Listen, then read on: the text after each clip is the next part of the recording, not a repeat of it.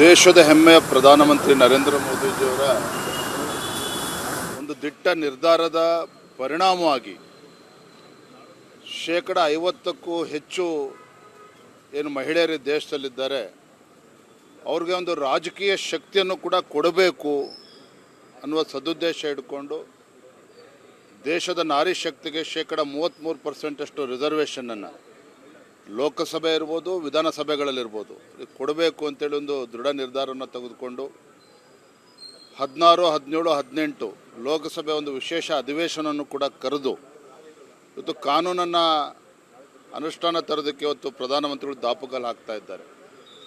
ಮತ್ತು ಅವರು ದೃಢವಾಗಿ ನಂಬಿರ್ತಕ್ಕಂಥದ್ದು ಭಾರತ ಒಂದು ಅಭಿವೃದ್ಧಿಶೀಲ ರಾಷ್ಟ್ರ ಆಗಿ ಪರಿವರ್ತನೆ ಆಗಬೇಕು ಅಂತ ಹೇಳಿದ್ರೆ ಮಹಿಳೆಯರ ಪಾತ್ರ, ಈ ದೇಶದ ನಾರಿ ಶಕ್ತಿಯ ಪಾತ್ರ ಭಾಳ ಪ್ರಮುಖವಾಗಿರ್ತಕ್ಕಂಥದ್ದು. ಅಂಥ ನಾರಿ ಶಕ್ತಿಗೆ ಒಂದು ಸಾಮಾಜಿಕ ನ್ಯಾಯವನ್ನು ಕೂಡ ಕೊಡಬೇಕು, ಒಂದು ರಾಜಕೀಯ ಶಕ್ತಿಯನ್ನು ಕೂಡ ಕೊಡುವಂಥ ಕೆಲಸ ಮಾಡಬೇಕು ಅಂತೇಳಿ ಇವತ್ತು ಈ ಒಂದು ನಿರ್ಧಾರವನ್ನು ತೆಗೆದುಕೊಂಡಿದ್ದಾರೆ. ದುರಂತ ಏನಪ್ಪ ಅಂತ ಹೇಳಿದ್ರೆ ಈ ಕಾಂಗ್ರೆಸ್ನವರು ಮೊಸರಲ್ಲಿ ಕಲ್ಲು ಹುಡುಕುವಂಥ ಕೆಲಸವನ್ನು ಮಾಡ್ತಾ ಇದ್ದಾರೆ. ನರೇಂದ್ರ ಮೋದಿಜಿಯವರ ಈ ನಿರ್ಧಾರದ ಬಗ್ಗೆ ಪೊಲಿಟಿಕಲ್ ಗಿಮಿಕ್ ಅನ್ನುವ ಮಾತನ್ನು ಇವತ್ತು ಮಲ್ಲಿಕಾರ್ಜುನ್ ಖರ್ಗೆ ಅವರು ಕೂಡ ಹೇಳಿರುವಂಥದ್ದು ದುರ್ದೈವ.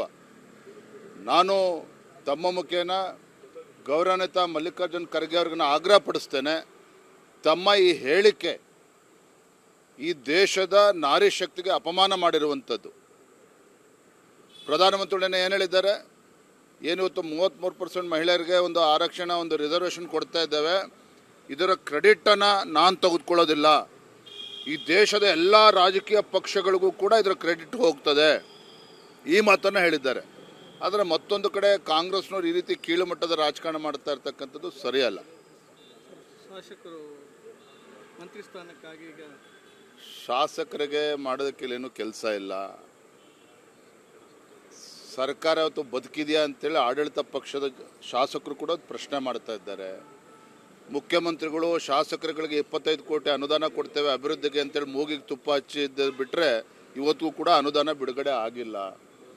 ಮತ್ತೊಂದು ಕಡೆ ಶಾಸಕರು, ಆಡಳಿತ ಪಕ್ಷ ಶಾಸಕರು ಮಂತ್ರಿಯಾರೋ ಆಗೋಣ ಅಂತೇಳಿ ಇವತ್ತು ಅವರ ಹಪಾಪಿ ಹೊತ್ತೇನಿದೆ ದೆಹಲಿಗೆ ಹೋಗಿ ದೌಡಾಯಿಸಿರುವಂಥದ್ದು.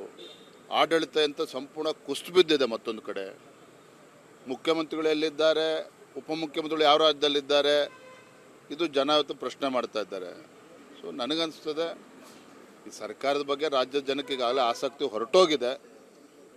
ಬಹುಶಃ ಈ ಉಪಚುನಾವಣೆ ಫಲಿತಾಂಶದ ನಂತರ ಯಾವ್ಯಾವ ರೀತಿಯ ರಾಜಕಾರಣ ಅಲ್ಲೋಲ ಕಲ್ಲೋಲ ಆಗ್ತದೆ ಅದು ಕಾದು ನೋಡಿ. ಸರ್, ದಾವಣಗೆರೆ ದಂಗಲ್ಗೆ ನಜೀರ್ ಅಹಮದ್ ರಾಜೀನಾಮೆ ಕೊಡಿ ಅಂತ ಹೇಳಿ ಈಗಾಗಲೇ ಸೂಚನೆ ಕೊಟ್ಟಿರೋದು ಒಂದು ರೀತಿ ಕಾಂಗ್ರೆಸ್ಸಿಗೆ ಹಿನ್ನಡೆ ಅಂತ ಅನಿಸ್ತದೆ. ಕಾಂಗ್ರೆಸ್ ಪಕ್ಷದ ಆಂತರಿಕ ವಿಚಾರ.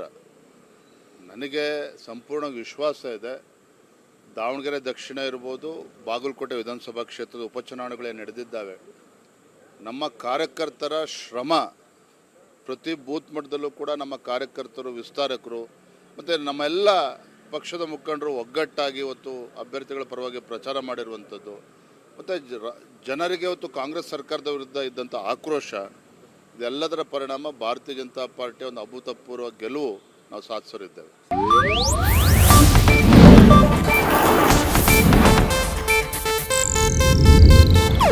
ಇದು ಏಷ್ಯಾನೆಟ್ ನ್ಯೂಸ್ ನೆಟ್ವರ್ಕ್ ಪ್ರಸ್ತುತಿ.